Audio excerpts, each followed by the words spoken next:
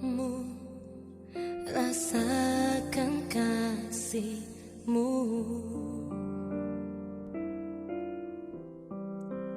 Tinggal dekatmu setiap saat di dalam hidupku.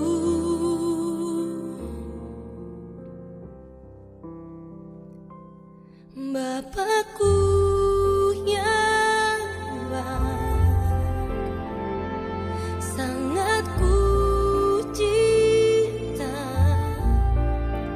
Kasih-Mu padaku semakin nyata ku rasakan. Kaulah Bapakku yang baik, penuh karunia. Ku bersyukur selalu kepadamu, Bapa.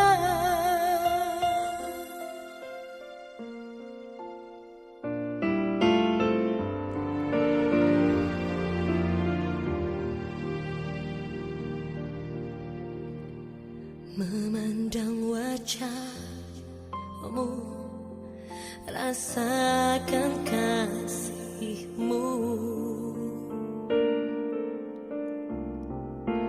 Tinggal dekat-Mu setiap saat di dalam hidupku.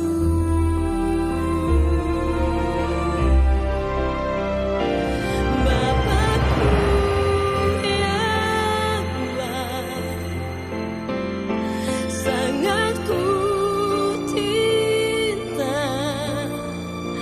Kasih-Mu padaku semakin nyata ku rasakan. Kaulah Bapakku yang baik, penuh karunia.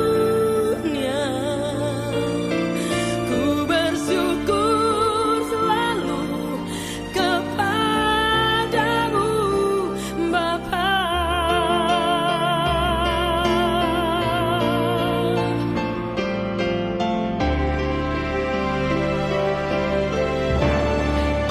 Bapakku yang baik, sangat ku cinta. Kasih-Mu padaku semakin nyata ku rasakan. Kaulah Bapakku yang baik, penuh karunia.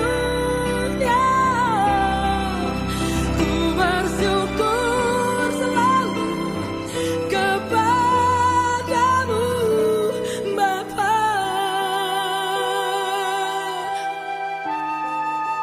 Ku bersyukur selalu kepadamu,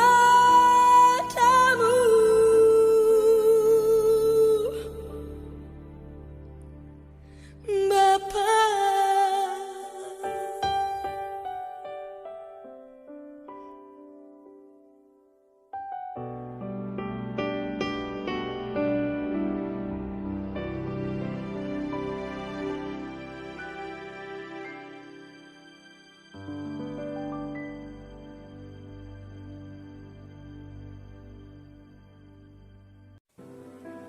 Shalom Bapak Ibu Saudara sekalian.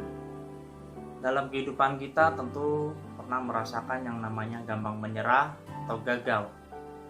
Tentunya setiap kegagalan kita itu tidak akan membuahkan hasil. Tapi pernah tidak saat ini ketika kita menjadi sukses atau berhasil, kita dapatnya dari mana? Tentunya ketika kita mendapat kesuksesan atau keberhasilan, kita dapat dari ketekunan yang sudah kita lakukan dalam kehidupan kita. Dari step by step mampu kita lewati untuk mencapai keberhasilan itu. Nah, Kesuksesan yang kita terima saat ini tentunya itu terdapat dalam ketekunan yang sudah kita lakukan, karena ketekunan yang kita lakukan adalah kekuatan dalam kehidupan kita.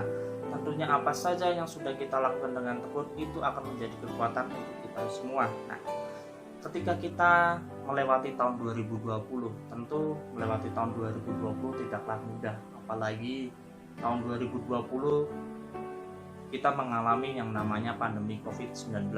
Tentunya itu membuat kita merasa gampang menyerah atau gagal, karena apa yang sudah kita planning di tahun 2020 kita berubah semuanya. Tapi kita tahu ketika kita mampu melewati tahun 2020 dengan baik, itulah ketekunan yang sudah kita lakukan. Tentunya di tahun 2021 ini pun kita mampu melewati tahun 2021 dengan ketekunan dari hari ke hari. Setiap masalah tentu ada dari hari ke hari, tapi kita mampu melewatinya dengan tekun dan mampu menyelesaikannya dengan baik. Karena apa? Karena Tuhan ada di dalam kehidupan kita yang mampu memberikan kita semangat, mampu memberikan kita kekuatan untuk melewatinya dengan baik. Nah, yang kita tuju, apa yang kita tuju saat ini tentunya butuh yang namanya proses. Nah, proses itu sendiri tentu kita dapat dari ketekunan yang sudah kita lakukan.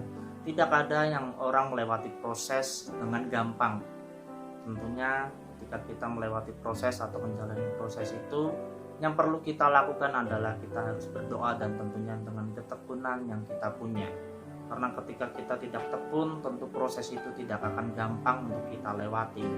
Nah, di dalam Ibrani 10 ayat yang ke-36 saya bacakan, Bapak Ibu saudara sekalian.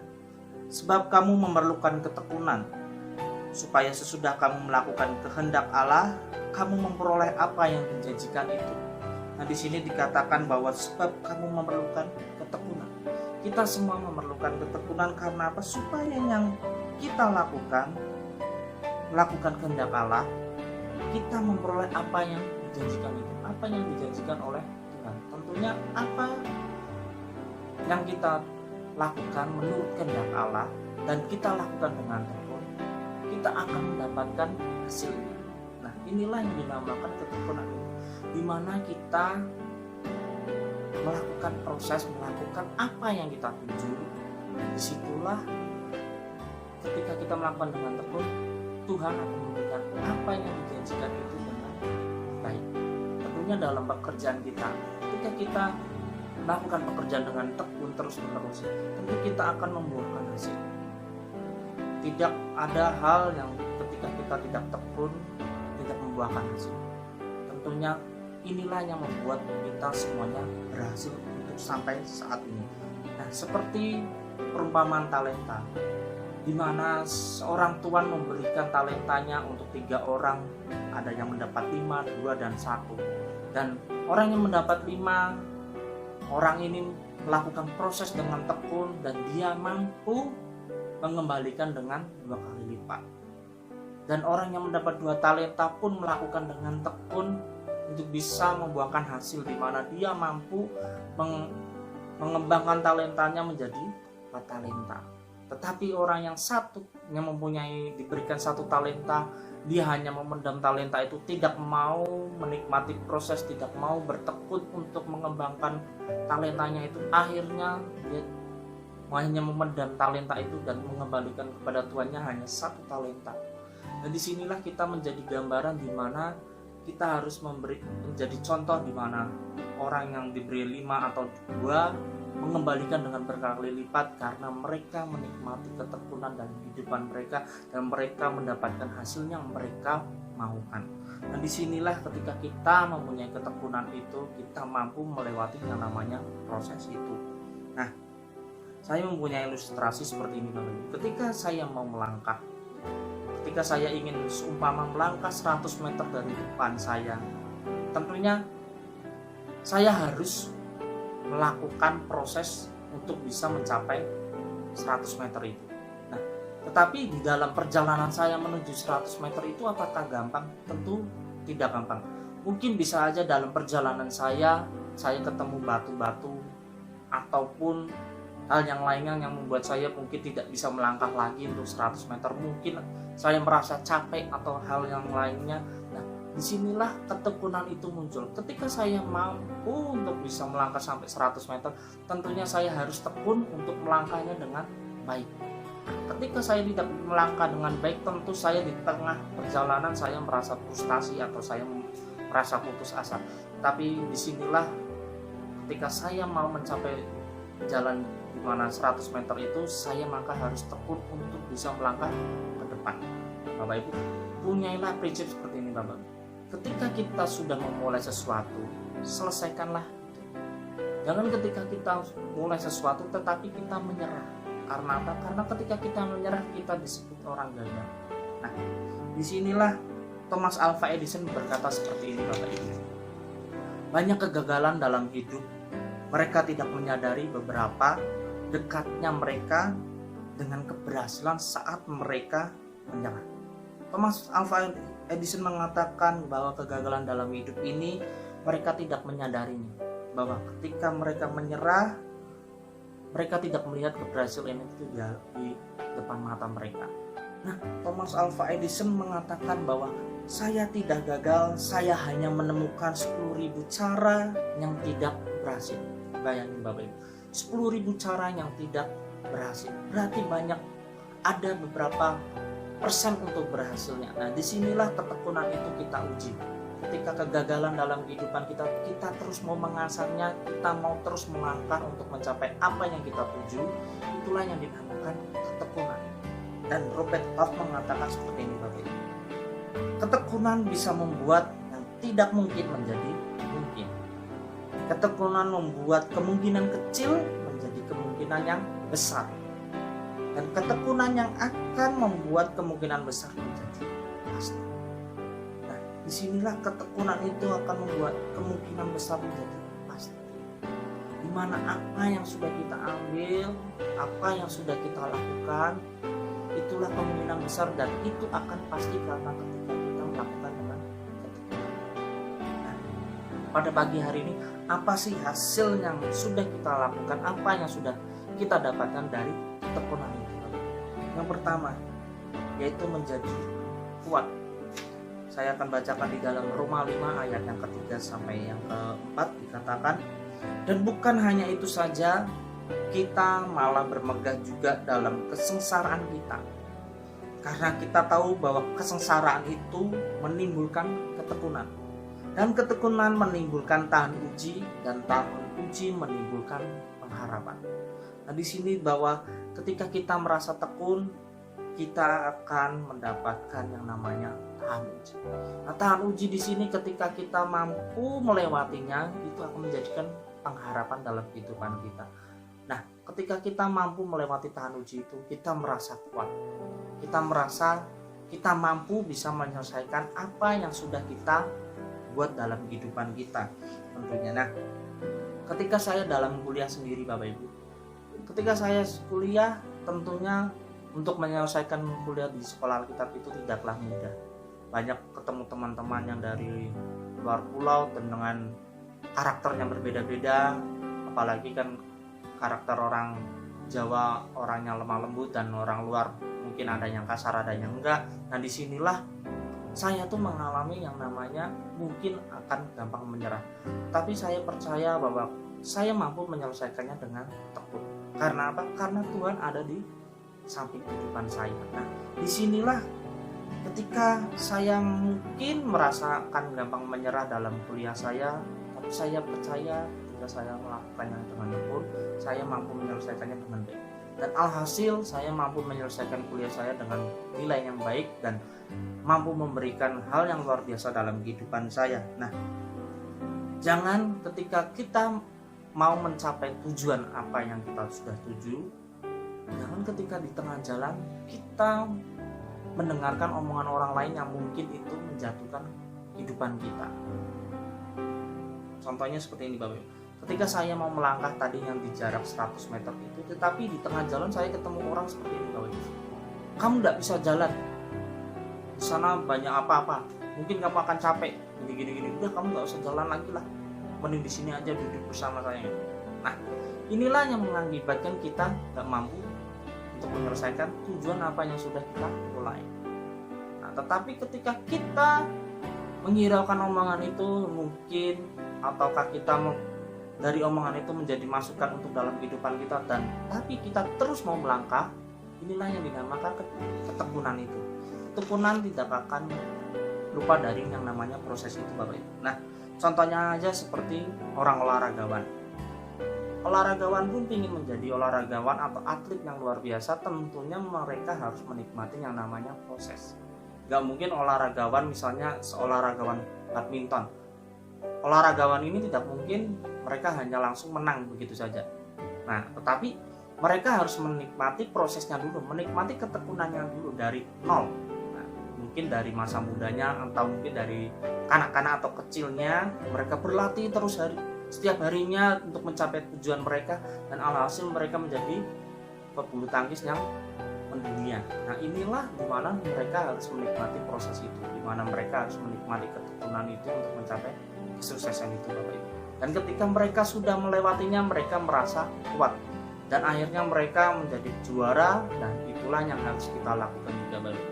Ketika kita menjadi tekun dalam segala hal, tentunya apa yang sudah kita lewati dalam tahun-tahun sebelumnya, itulah yang akan menjadi kekuatan dalam kehidupan kita.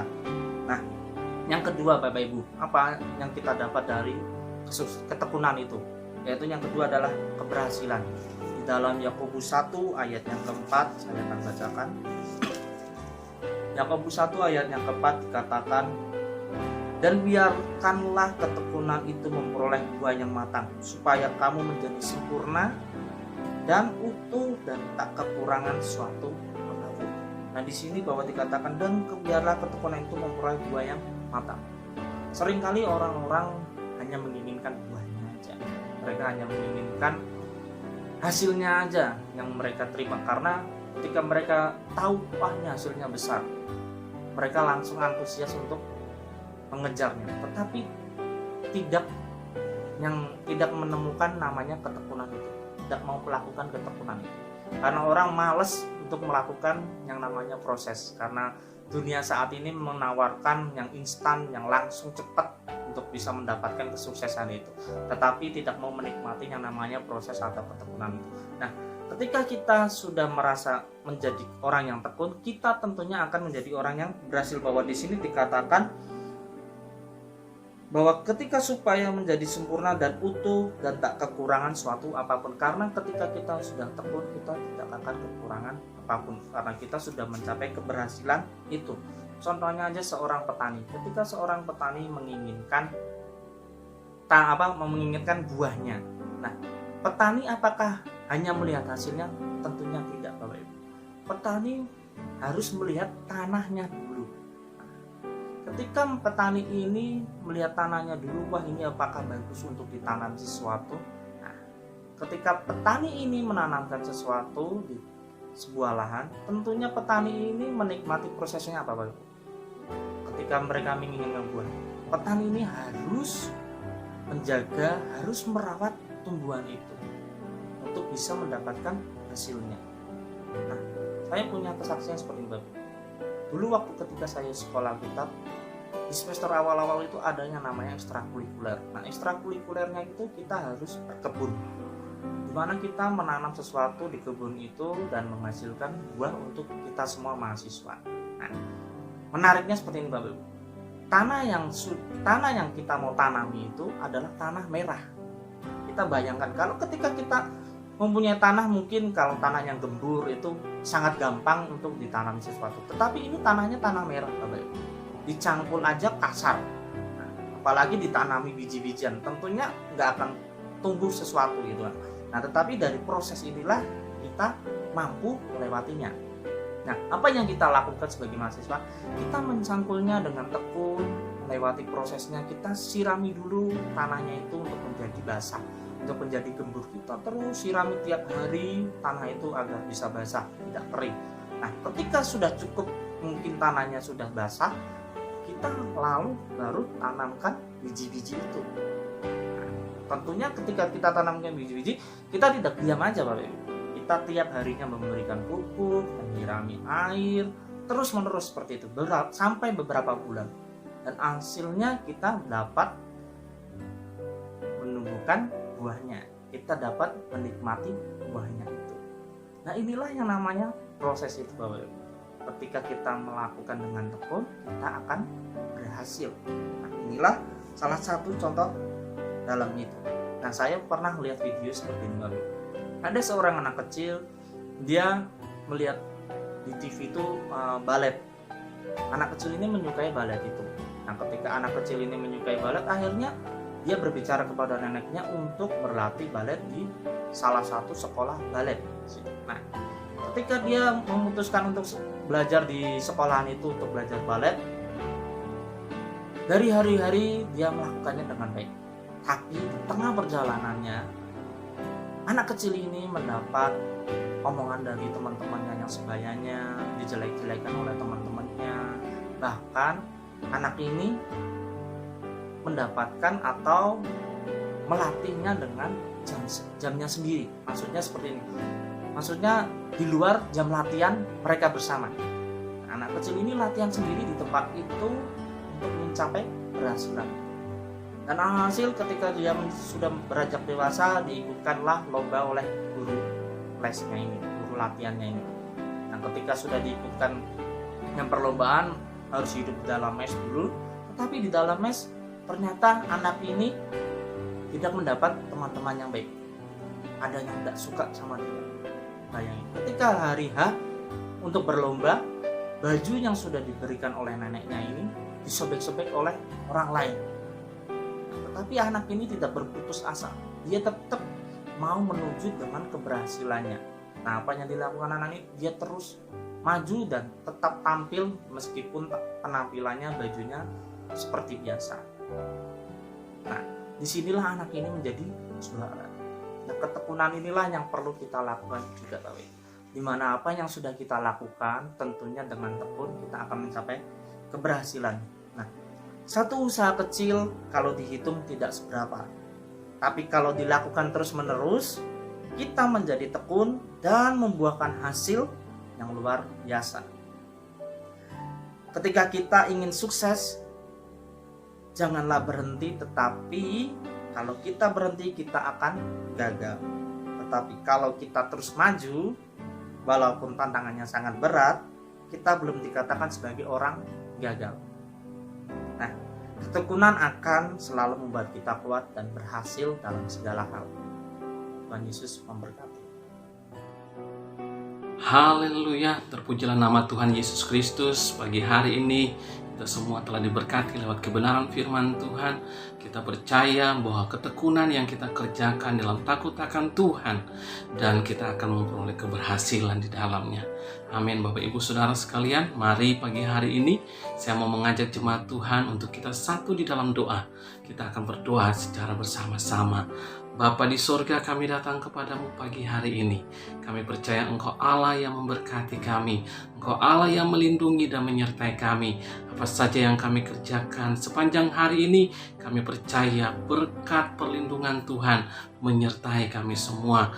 Tuhan Yesus yang campur tangan di dalamnya, memberkati akan keluarga kami, memberkati akan setiap pekerjaan kami. Biarlah kasih setia Tuhan dan kebaikan Tuhan nyata atas kami semua. Berkati akan gereja Tuhan di mana kami boleh beribadah. Biarlah Engkau Tuhan berkati setiap hamba-hambamu, setiap para majelis, setiap para pelayan Tuhan yang mengambil bagian dalam pekerjaan Tuhan. Tuhan berkati senantiasa. Kami bersyukur dan kami berterima kasih. Engkau Bapa yang baik, Engkaulah jawaban dalam seluruh kehidupan kami.